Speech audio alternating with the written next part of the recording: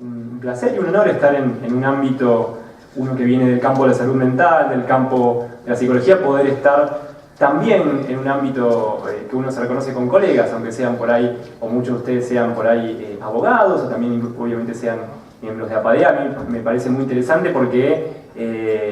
claramente el campo de la salud mental excede al saber de los psicólogos, al saber de los psiquiatras y demás trabajadores o demás disciplinas del campo, sí, ¿no? Obviamente yo no estaría acá si no,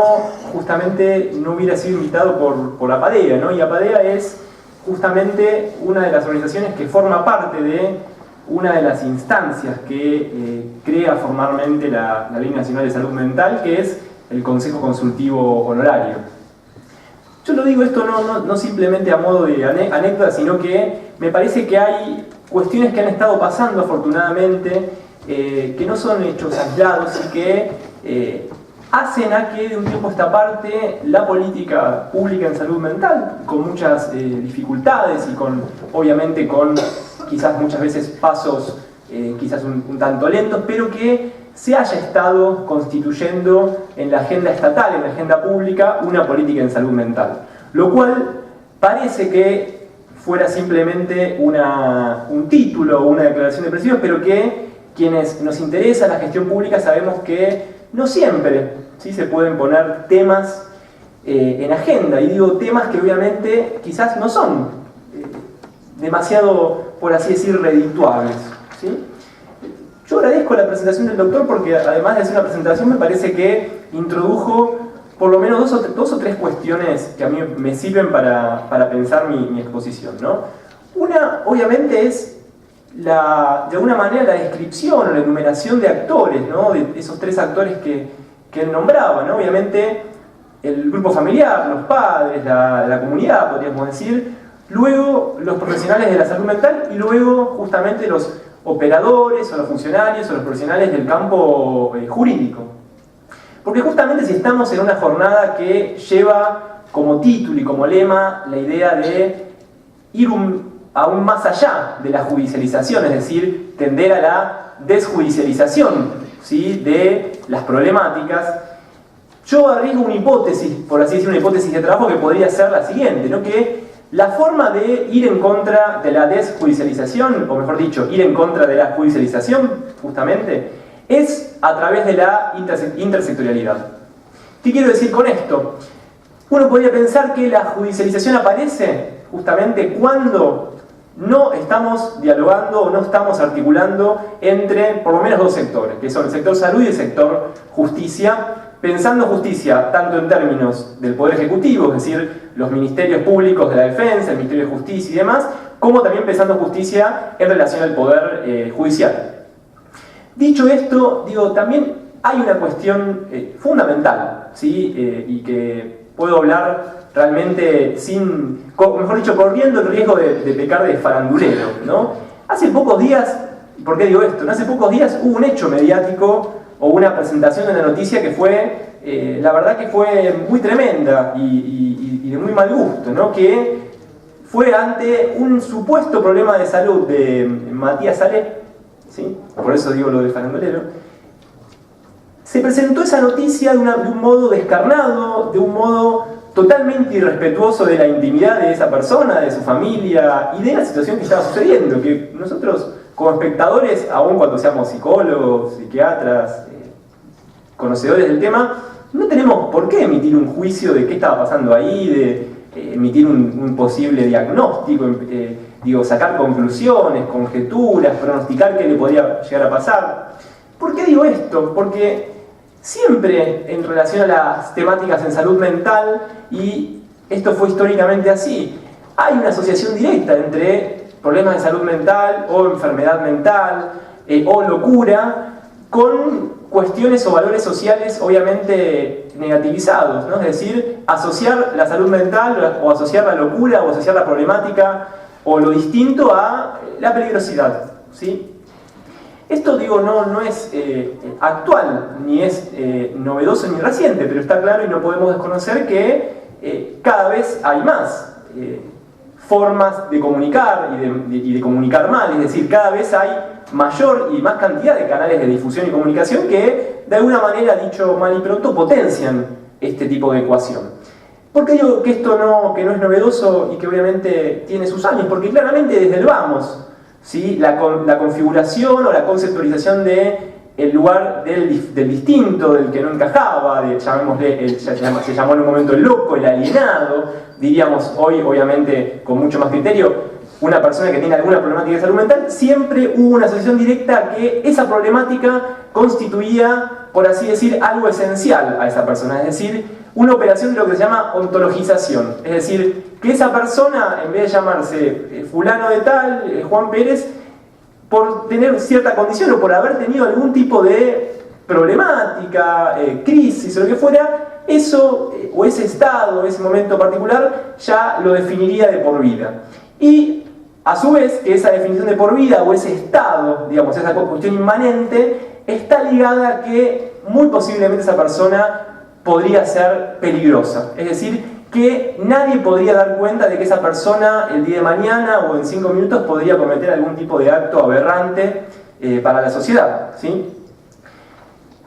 ¿Cuál fue la traducción de esto en el discurso jurídico? Bueno, el instituto de, por un lado, la inimputabilidad, es decir, marcar o señalar a alguien que cometió algún tipo de hecho de manera, o signarlo como que no puede ser responsable, plausible de responsabilizarse ni de conocer sus actos ni sus acciones frente al infringir una norma. Y, por otro lado, obviamente, que ese estatuto de inimputabilidad tendería a ser, obviamente, inmodificable. ¿Por qué? Porque, tal como está hoy planteado en el Código Penal, y corríjanme obviamente los colegas abogados si me equivoco en algo, un juez, un funcionario judicial debería acreditar que esa persona de ahora y para siempre nunca más iría a cometer ningún tipo de hecho, digamos, ¿no? Y como los jueces no hacen horóscopos ni hacen futurología, está claro que nadie puede asegurar, ni, como se dice coloquialmente, firmar un cheque en blanco de que alguien de aquí en adelante o para siempre no va a cometer ningún tipo de hecho delictivo o cualquier cuestión, ¿no? Entonces tenemos un problema, ¿no? Un problema de marcos jurídicos, ¿no? ¿Por qué? Porque tenemos un código penal que dice que apunta a un tipo de definición de sujeto, ¿no? Porque las leyes, las normativas, tienen una concepción de sujeto particular, es decir, comprenden a determinados fenómenos sociales de una determinada manera, ¿no? Entonces, si yo pienso que una persona debe ser, de alguna manera,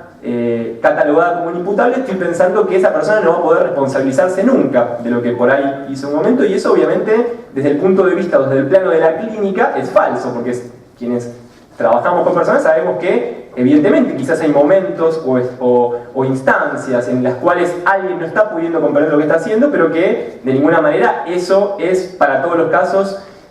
siempre algo que no puede ser modificable. Es decir, alguien puede comprender lo que hizo a posteriori de haberlo hecho, es decir, hay la posibilidad de responsabilizarse desde el punto de vista subjetivo, y está claro que hay una eterna discusión y una tensión necesaria entre lo que se entiende como responsabilidad subjetiva por un lado y lo que se entiende por responsabilidad jurídica de otro lado, ¿no? Obviamente esta tensión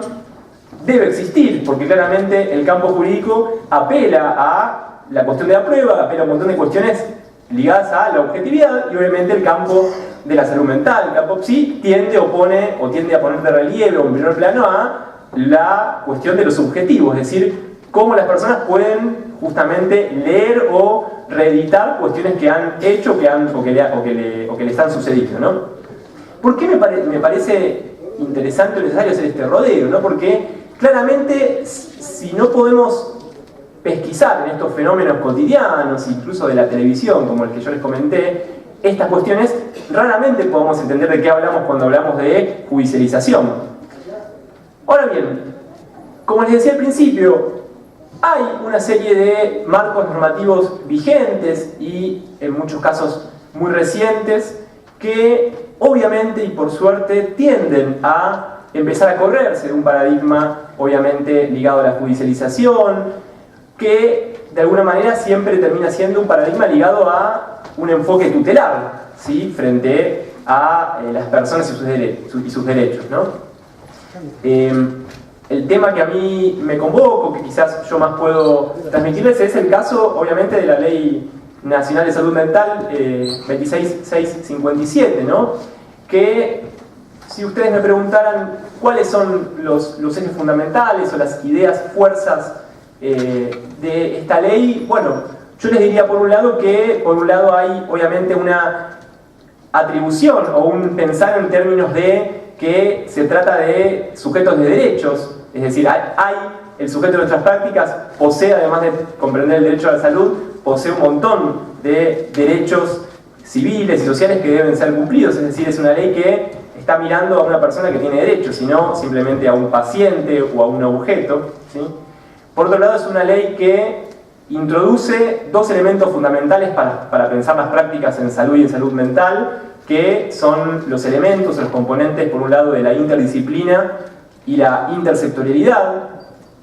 En tercer lugar, es una ley que apunta a que la modalidad de abordaje pueda darse preferentemente en ámbitos lo más cercanos a la comunidad que se puedan, es decir, es una ley que rápidamente nos trae a la cuestión de que no puede haber instituciones pensadas para el encierro, es decir, que en todo caso un proceso de internación debe darse en un marco respetuoso y digno, y debe ser lo más breve posible, que no debe justamente pensarse como reemplazando la inexistencia o la no creatividad para pensar en otro tipo de modalidades de abordaje o en otros dispositivos más cercanos a la comunidad. Y en cuarto lugar, obviamente es una ley que tiende o que tiene una concepción muy clara, en tanto se piensa que no podemos hacer nada de lo que estamos diciendo o no podemos cumplir ninguno de los puntos precedentes sin tender a una concepción profunda en relación a la desjudicialización. Porque justamente son quizás las personas con problemáticas de salud mental, con problemáticas graves de salud mental, quienes más han sufrido, ¿sí? Históricamente y contemporáneamente, cuestiones ligadas a vulneraciones de sus derechos civiles, patrimoniales, a la posibilidad de tomar decisiones por simplemente o por el simple dato de haber tenido, ¿sí?, algún tipo de problemática registrable en su salud mental. Y digo registrable porque esto es así, digamos, ¿no? Si alguien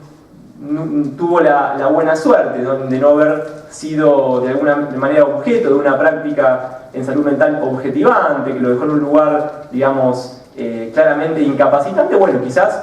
tuvo la suerte de poder transcurrir en su vida cívica y poder ejercer sus derechos de una manera común y corriente, pero quizás teniendo igualmente algún tipo de dificultad en su salud mental. La verdad que, además de la ley de salud mental, del nuevo Código Civil y Comercial, también han habido y están pasando efectos sumamente interesantes, y como tengo poco tiempo, digo, les cuento uno que a mí me llamó gratamente la atención en Google, porque la verdad que por suerte tuvo mucha repercusión, ¿no? De un juez que revé, ¿sí?, a partir de un caso de un joven mayor de edad con un diagnóstico de síndrome de Down, ¿no? Revé justamente todo el régimen que este joven tenía en relación a un curador, ¿no? Un curador, digo, externo, puesto por el Poder Judicial, ¿no? Cambia a ese curador por la figura de la madre de este joven, que era quien este joven había elegido para que haga las veces de representante legal, y simplemente restringe la acción de la representante legal en función del manejo de muebles e inmuebles. Es decir, le habilita a este joven, si quiere empezar, por ejemplo, si quisiera casarse, si quisiera ir a votar, y si quisiera hacer un montón de cosas, salvo, digamos, hacer todo lo que tuviera que ver con el manejo de sus bienes, digamos, inmuebles o muebles, hacerlo en conjunto con el apoyo, ¿no?, de su madre, en este caso, que era quien él había elegido como representante legal. Digo, la verdad que esto, o este tipo de noticias, o este tipo de cambio de paradigma, como a veces decimos, a mí me parecen muy importantes. Me parece que son noticias en las cuales uno ve que la vida de una persona está cambiando radicalmente, ¿sí? Esto no podría hacerse, obviamente, sin que haya o que existan funcionarios judiciales y jueces que estén abiertos a este tipo de cuestiones, porque la segunda parte de esta historia o de este suceso particular es que en el propio fallo, ¿sí? Este funcionario judicial, que me gustaría recordar el nombre, pero lamentablemente no lo recuerdo, este funcionario judicial, además de estipular y de signar este tipo de cuestiones que yo les comentaba, tiene un punto en su sentencia en el cual, dicho mal y pronto, manda a estudiar a los peritos psicólogos y psiquiatras que habían intervenido en el proceso de evaluación, ¿no? de revisión de esa sentencia. ¿Por qué los manda a estudiar? Bueno, porque seguramente o efectivamente esos colegas psicólogos y psiquiatras poco conocerían de todos estos marcos normativos y poca sensibilidad tendrían en función de pensar o de partir de la presunción de capacidad, que es una de las cuestiones claves, tanto en el Código Civil y Comercial, como en la Convención de Derechos de Personas con Discapacidad y como en la Ley de Salud Mental. Y a mí me parece algo también sumamente importante que, así como nosotros del campo de la salud mental o del campo PSI tendemos siempre a signar o a caracterizar a los funcionarios judiciales como quienes son los que ponen las limitaciones o al sector más conservador, digo, en este caso fue al revés, por suerte, ¿no? Fue justamente un juez quien les dijo a los colegas, a los profesionales de la salud mental que revean sus prácticas y que concretamente se pongan a estudiar, esto es, los envió y los instó a que hagan un programa de actualización de la justicia de la provincia, justamente no desde el punto de vista persecutorio o policial, sino para que puedan empezar a trabajar acorde a derecho, ¿no? Entonces, para cerrar, a mí me parece que, y obviamente habiendo no sido exhaustivo en en los puntos que les presenté, tenemos obviamente una serie o un campo de dificultades, como decía mi presentador, y eso es algo que es muy frecuente en los ámbitos de discusión en relación a la salud mental, se presenta una palabra que es el desafío, ¿sí? Y uno podría pensar que es casi un síntoma que siempre se hable de desafío, digo, porque es algo recurrente, pero que afortunadamente es un síntoma, porque lo que quiere decir, o la manera en que yo leo esta alusión al desafío,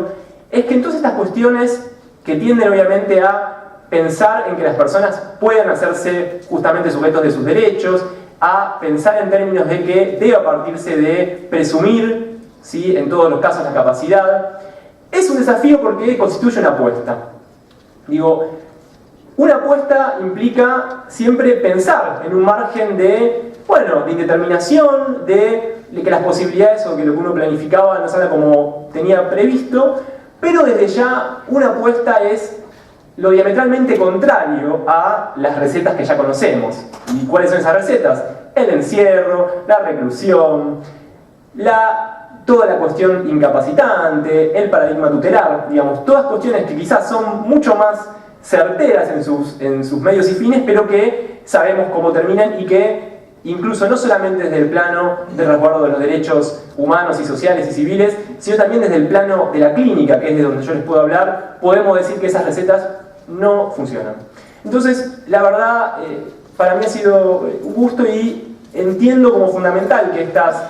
adquisiciones y estas restituciones de derechos deban seguir continuándose y que está claro que no alcanza con una ley, con un marco normativo, con una resolución para que estas cuestiones puedan cumplirse, sino que también necesitamos, obviamente, tener una sociedad, digamos, y organizaciones que estén comprometidas con esta temática, pero fundamentalmente que haya, obviamente, y que pueda seguir habiendo voluntad política para que estas cuestiones, con todas las dificultades y con todos los desafíos por venir, puedan seguir planteándose y podamos estar siguiendo discutiendo en estos ámbitos, obviamente y afortunadamente y esperamos con muchas mayores buenas noticias, pero que podamos seguir discutiendo. Así que bueno, muchas gracias.